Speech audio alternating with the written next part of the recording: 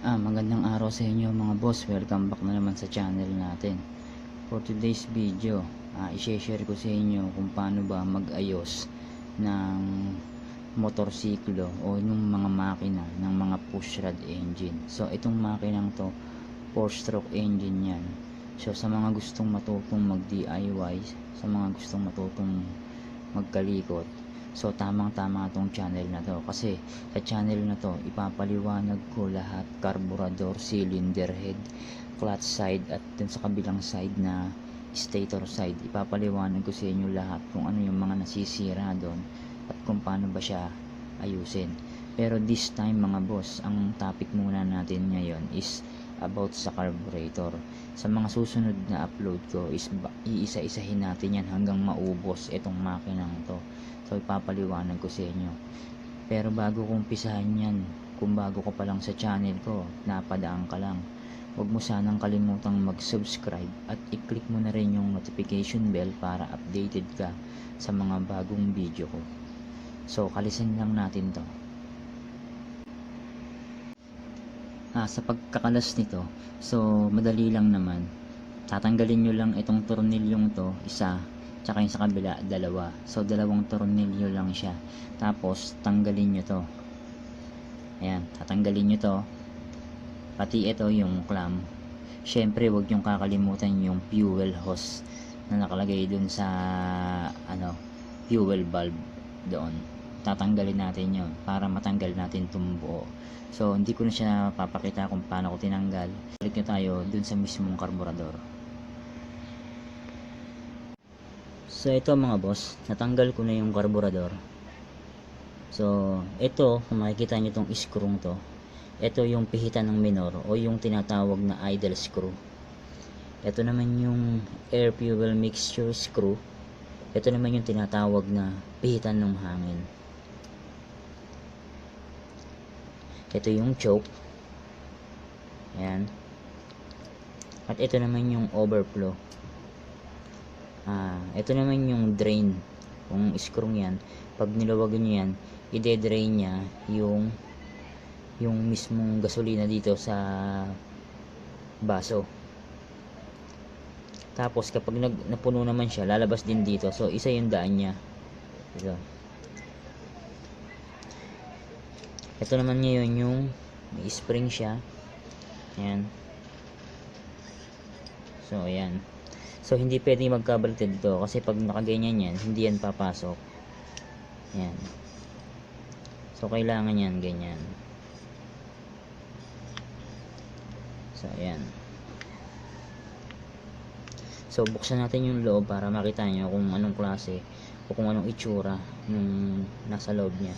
Tanggalin muna natin to.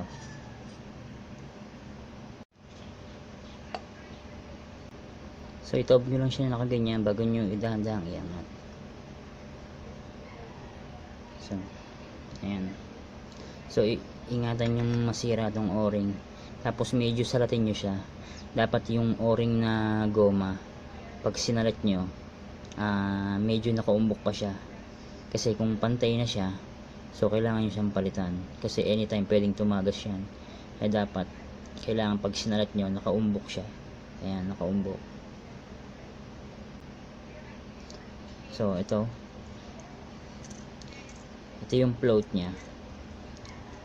Ito yung valve, yung nagsasarado at nagbubukas para makapasok yung gasolina. Ayan, tanggalin lang natin to.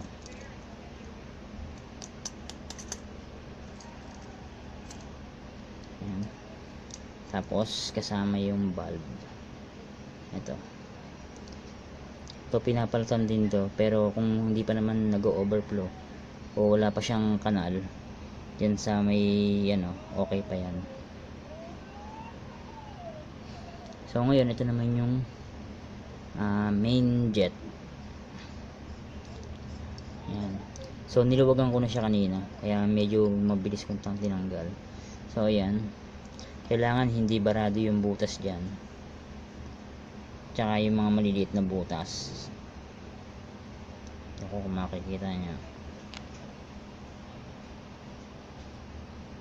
yung mga maliliit na butas yan dyan. Ito, saka ito. Dapat hindi mga barado yan. Ito yung nililinis. Ito naman yung pilot jet.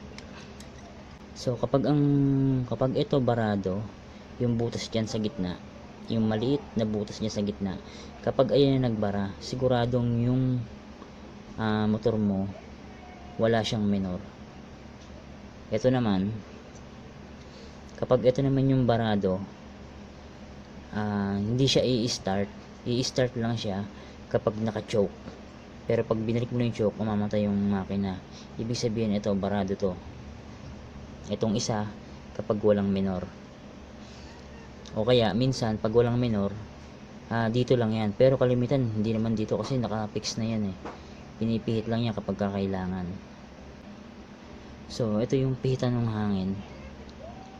So, itong settings ng pihitan ng hangin nito, naka-settings to sa isang ikot palabas.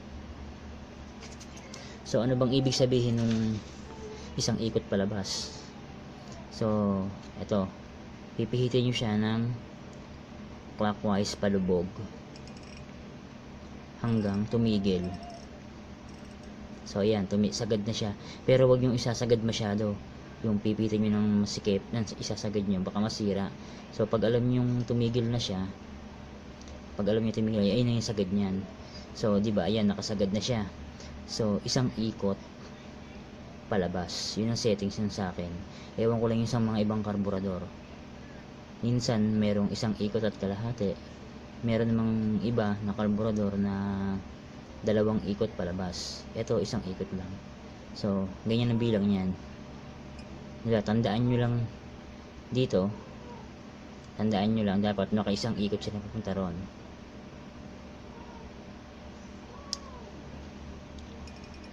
Half 1. So, mamaya padala yan. So, yan lang ang settings nung sa akin. Ewan ko lang sa iba. Kasi yung settings nitong pihitan ng hangin, depende yan dito mga boss. Ayan, depende sa pilot jet. Meron kasing malaki ang butas dito, meron naman maliliit yung butas dito. So, depende. Kaya hindi pare-parehas. Hindi porke parehas kayo ng karburador, parehas na rin kayo ng setting. So, nakadepende yan dito. Kasi minsan may nagpapalit ng mga repair kit, nilalagay yon. So, nag-iiba na yung settings nun. Kaya dapat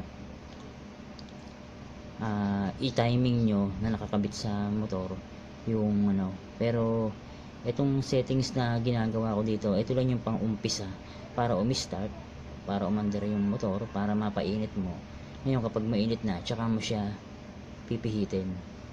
So sa pagpihit nun mga boss, halimbawa pag mag-a-adjust kayo ng hangin, itatiming nyo yung karburador, so dapat ang makina nyo nasa normal temperature o yung normal operating temperature. Ibig sabihin nun, yung mga langis nag-circulate na sa buong makina, kaya smooth na siyang umandar. Kaya dapat yung makina nyo is mainit na, napainit na, tsaka kayo mag-a-adjust ng hangin. Sa pag-adjust ng timing ng karburador, ang gagawin nyo lang, pipihitin nyo tong mga isang ikot, mga isang ikot siya, 10 ikot, tsaka nyo pipihitin to clockwise. Dahan-dahan lang pag pinihit nyo to para maramdaman nyo na nagiging pino o nagha-high RPM yung motor nyo. Dahan-dahan na nagiging smooth, nagiging pinong-pino, yung mataas ang minor. So pagka ganon, ibig sabihin ituloy nyo lang yung pihit. Ngayon pag naramdaman nyo yung bumababa habang pinipihit nyo clockwise itong iskrong to, ibalik nyo dun sa mismong mataas na idle o sa mataas na RPM. Balik nyo ulit siya, tapos yun na yung pinaka tamang settings doon. Kasi depende kasi sa pilot jet yung settings nito, nakadepende doon. Kaya hindi lahat is pare-pares ng settings. Meron nagkaka-tiyempo na parehas ng settings, pero meron namang hindi. Kaya dapat talaga pag tinotono o tinatiming yung karburador is nakakabit sa motor. Hindi lang dahil binilang yung ikot dito parehas na kayo.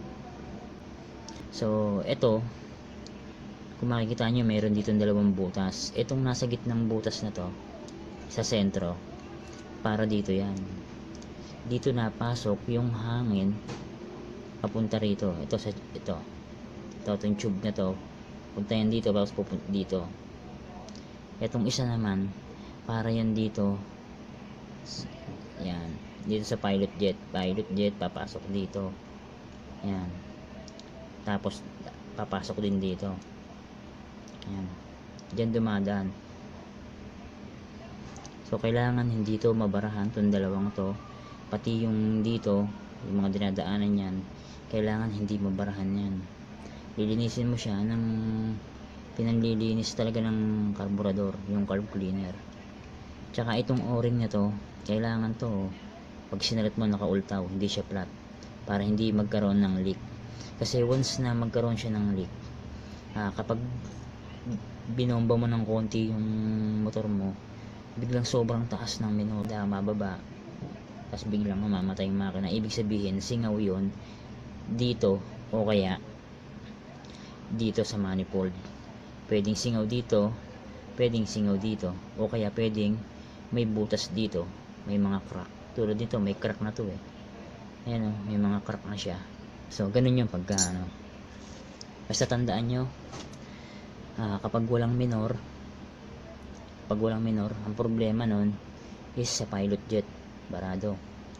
Kapag naman umaandar lang siya, pag naka-choke, pag tinanggalan nyo na yung choke, namamatay, ito, barado din to.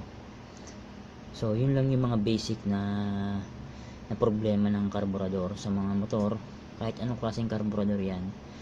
So kapag nag-overflow naman, ibig sabihin meron ditong dumi, o kaya dito meron na tong, yung goma sa dulo, meron na yung crack, o kaya naman pwede mo ring masyadong mataas, dito ina-adjust, ito binababa, tinataas lang yan, pero kalimitan hindi ko pinakikialaman yan. Chinecheck ko lang kung may crack dito, baka kasi mamaya may kanal na rito sa may paligid niya, may butas na may crack o merong ukab, so talagang doon dadaan yung gasolina, kasi kailangan malinis siya. Ayan. So ganun lang naman yung mga problema ng karburador. So ito naman ngayon yung slider nya. Ito, meron niyang clip sa loob, ayun para hindi siya pero tanggalin natin. Yan, tinulak ko lang siya para matanggal to. Ayan, yung clip na yan, ito natin lagay. Ito yung tinatawag na karayom to ng karburador. So meron siyang adjustan dyan, ayaw mag-focus. Ayan, meron siyang 5 adjustan. Ayan, nakapwesto siya sa gitna. Dapat yan palaging nasa gitna lang, para hindi malakas sa gasolina. Talagang nakapix yan sa gitna. Kapag gusto mong lumakas sa gasolina, ibababa mo siya pababa. Itong clip na to, itong C-clip, ayan pagtanggal niyan, ganito lang. Ayan, ipatong mo lang sa flat, kasi ayan meron siyang flat na ganyan. Ayan, ipatong mo lang siya, tapos alalayan mo, baka tumalusik. Ayan, okay na, tapos pipisilin mo lang, ayan na, tanggal na siya. So kalimitan talaga ito sa gitna to. Ngayon kapag gusto mong lumakas sa gasolina, para medyo bumilis ng konti yung motor mo, ilalagay mo siya dun sa sumunod, o kaya dito sa may babang baba, sa number 1, kasi number 1 yung baba. Ayan, number 1 to, number 2, number 3, number 4, number 5. So i number 1 mo siya kung gusto mong lumakas. Ngayon kung gusto mong pahinain sa gasolina, ilagay mo lang sa normal sa gitna, o kaya sa number 4 o kaya number 5. Pero minsan pag nilagay mo sa number 4 at number 5, nawawala na yung timing. Sa timing, nawawala na siya. Yung timing ng hangin, kailangan mo rin mag-adjust. So kung advice ko lang, ilagay nyo lang sa gitna, Hindi nyo naman kailangan na ano, kung gusto nyo magpalakas ng motor, magpalit kayo ng camshaft. Kaya ako, ganyan lang, lagi lang siyang nasa gitna. Pag gusto nyo magpalakas talaga ng motor, mag, mag-upgrade kayo ng makina nyo, modify nyo. So yan. So ayan yung mga parts ng ano, ganun lang kasimple yun. Sana nasundan nyo yung mga video. Tapos kung magbabaklas kayo, try nyong i-video muna para kung magbabalik kayo is alam nyo kung hindi nyo, kung medyo nalilito pa kayo. So hanggang ganun na lang mga boss. Sana sa video ko to, na video ko kayo ng idea yung mga problema sa motor, kung ano yung dapat nyong gawin. So hanggang dito na lang mga boss. Kita-kits na lang tayo sa next video ko. Maraming salamat mga boss.